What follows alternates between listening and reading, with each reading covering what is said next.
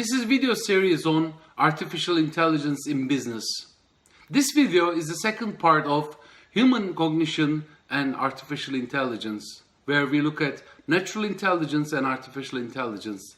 In this particular video, we will be examining narrow artificial intelligence. I am Ibrahim Kushchu, the CEO of the Next Minds. In the first part of this video on artificial intelligence and natural intelligence, we have identified three concepts that are frequently used in the artificial intelligence domain. One of them is narrow intelligence or domain-specific intelligence, and then artificial general intelligence, that is human-level intelligence, and then superintelligence, intelligence systems that are beyond human capacity and capabilities. We did point out that all the systems that we see around and all those systems developed to solve some business problems are all part of narrow artificial intelligence. They are domain specific. They are developed particularly to solve one specific problem for that domain. So in that respect, they lack human level of capacities and capabilities and human level of generalization. For some artificial intelligence practitioners and artificial intelligence experts, it is possible one day to be able to develop artificial intelligence systems or robots that can perform as equal as human beings in a very similar way how human beings generalize and how human beings solve problems. For some, artificial general intelligence will be possible in the very near future. In my opinion, this is not possible in the very near future, if it is possible at all. The reason for that, the human cognition is already very difficult for us to understand and to learn how it functions, whether the intelligence is in our brain or distributed in our body.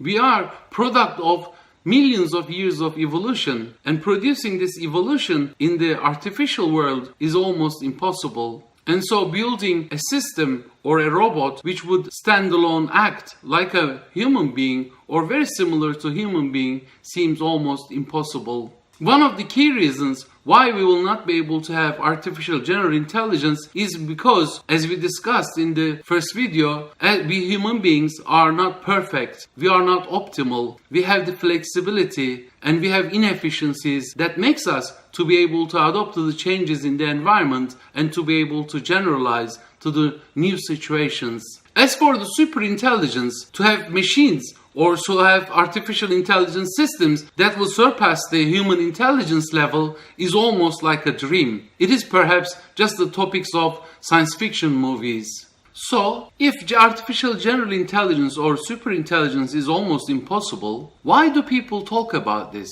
What is the situation that encourages all these experts and practitioners to talk about artificial general intelligence and superintelligence? The encouragement and the motivation behind these discussions is because at present we are in fact able to produce artificial intelligence systems or AI solutions which are at the level of human generalization or sometimes better than human generalization or human capacities. That is, we did make it possible to have superintelligence, but only provided that all these generalization, human level generalization and superintelligence solutions are domain specific. They are within the narrow intelligence. They are done only for one particular tasks. As we will discuss just in a while, a little bit more in detail, we did show that artificial intelligence systems can beat human beings, for example, in games. In the game of chess, the world champion has been beaten by an artificial intelligence program. And even in a more difficult game, the game of Go, an artificial intelligence system has won against the world champion.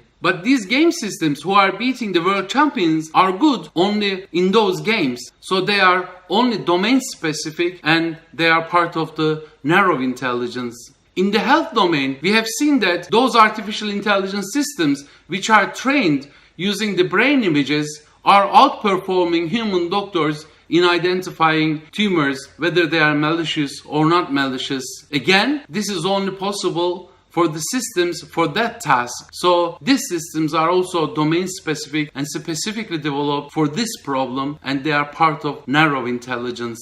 So, within the narrow intelligence, we can see artificial general intelligence and artificial superintelligence, but they are only within the boundaries of narrow intelligence. And this shouldn't be confused with those general discussions about one day achieving artificial general intelligence and maybe superintelligence.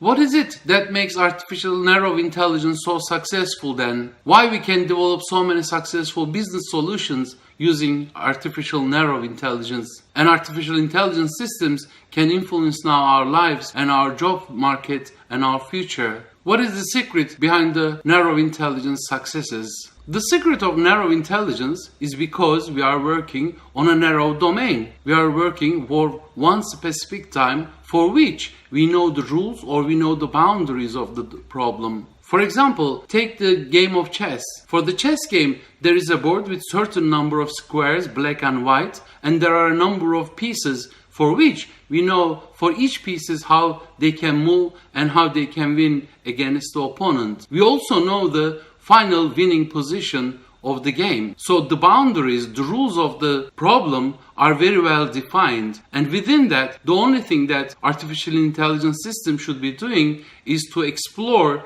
possible best solutions to win against the opponent. So within this closed domain, within a domain for which the boundaries are known, it is not impossible to create a system which can do this important search.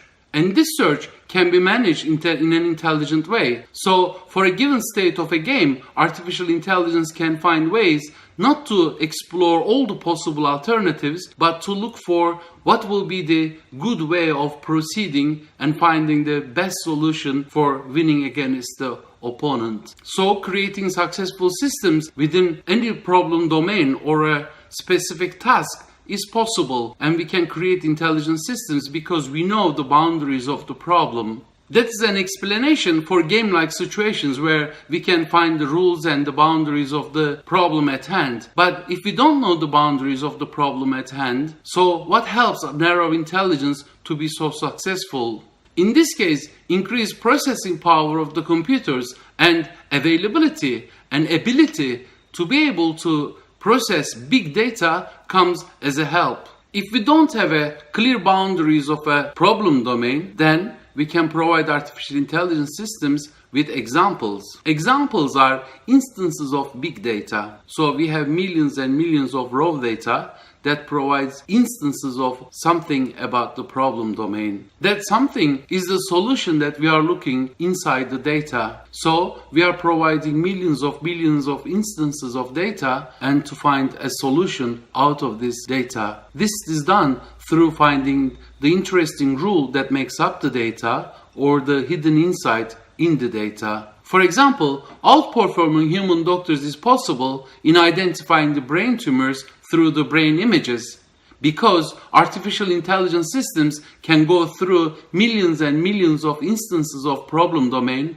or all those images to find out what makes up, what is the rule that define, for example, a malicious tumor, what makes up a healthy brain. So these rules can be identified and discovered by the artificial intelligence systems because we are showing so many various instances of situation. This is similar to defining a problem domain. All these examples, the fact that we have large numbers of examples, are in a way defining the problem domain. So for a specific task, narrow intelligence will be possible because we are still working on a specific closed domain or a specific task.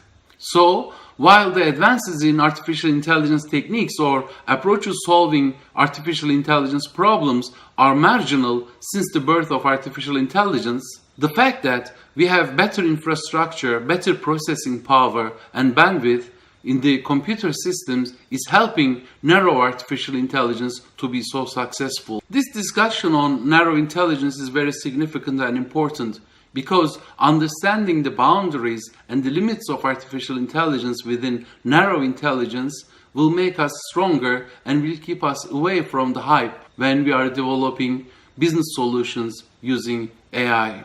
Our approaches to business problems and also our artificial intelligence solution for those problems will be more realistic. Let's now turn into exploring what kind of good examples, good artificial narrow intelligence examples that exist presently in the world. We're going to look at this from the 4 different forms of intelligence that we have identified in the first video, namely cognitive intelligence, examples of cognitive intelligence, examples of active intelligence, adaptive intelligence, and collective intelligence. As a first example of cognitive artificial narrow intelligence, we may count IBM's Watson. Watson is very famous because it has won in the Jeopardy game against human beings and won the highest prize of $1 million. Jeopardy game requires that participants have a good command of general knowledge, and Watson uses its own database but also accesses to internet resources in order to be able to answer the questions. Other 2 examples in this class comes from the games. Deep Blue has won against the world champion Kasparov in the game of chess. AlphaGo has won against the world champion Korean Lee Sedol in the game of Go. The tournament between AlphaGo and Lee Sedol was interesting. They played 5 games, but in one of the games, Lee Sedol knowingly made an interesting move, an unexpected move. And this has confused AlphaGo, the artificial intelligence system, a little bit. And then it lost that game. So the total tournament was 4-1 in favor of artificial intelligence. Lee Sedol has won that game where he had made an unexpected move for the artificial intelligence system. For active narrow intelligence domain, there are many examples. One of the most well-known is perhaps the robot Sophia. This has been given a passport from a country.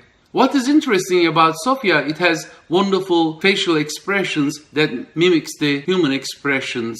Also interesting is that Sophia robot can give sensible answers to the questions that she receives during interviews. But in fact, some of those questions and answers are set up before the interviews. So Sophia robot only responds to certain keywords that she receives. This is being also expressed by the producers of the Sophia robot. Other 2 examples are retail robots by Amazon. We don't know how much artificial intelligence this retail robot uses, perhaps some image recognition. And Boston Dynamics are probably the most robust robots that are being developed so far. And we know that these are trained in the labs and then they are tested in the actual world. Again, some part of this Boston Dynamics robots could be not using any artificial intelligence. I'm sure you have seen these Boston Dynamics robots. Some of them look like a dog and some of them are like humanoid. Please do a video search on them and to see how these robots perform in the actual world. They sometimes walk in uneven surfaces and sometimes in the snow. It is really important to see the achievements of these robots. The examples of adaptive narrow artificial intelligence again come from collective intelligence, where we study in the domain of artificial life or swarm AI. One of the typical examples is colony of robots working together and building structures that one wouldn't be able to do by itself. A good examples come from swarm AI, where there are many simulations of artificial ant behaviors. Artificial life is another interesting area of study in artificial intelligence, where experts simulate lifelike situations that exist in the nature. As other examples, I'd like to talk about drones for a while. For example, this drone in my hand is a programmable drone. We have seen that some of the drones are being used in emergency cases, or sometimes they are used for delivering parcels. But these drones can be programmed and can be used in artificial intelligence systems. But these drones can be programmed to show some intelligent behaviors. But what is more interesting, that these drones can talk to each other and then collectively they can perform certain tasks. For example, individually you could play tennis with a drone similar to this one, and collectively you could see these drones talking to each other and making obstacle avoidance, for example, in the air. Or sometimes they are programmed to show acrobacy. All of these examples of artificial narrow intelligence are really well-known and good examples, and they are now being used for business applications. For example, Watson is being used for providing services in the health sector, or in finances. Boston Dynamics robots are good examples that can be used in Industry 4.0, that is, in the factories that are mass production. Retail robots will be revolutionizing the ways in which retail industry or retail businesses operate. In this video, we talked about artificial narrow intelligence. It is important to understand limits and boundaries of artificial intelligence systems so that we can approach to business problems in a realistic way, and then we can propose and develop solution in a realistic way. This is very valuable for the businesses that are looking for intelligent solutions. In this way, everyone is moving away from the hypes and unrealistic expectations so that any solutions, any artificial intelligence solutions that are produced or developed by the experts like us will be working in effect, in practice. As an activity, please discuss and debate how we can move from artificial narrow intelligence to artificial general intelligence. Although this may not be possible, trying to push the limits and boundaries so that we can create better artificial intelligence systems which will be closer to artificial general AI.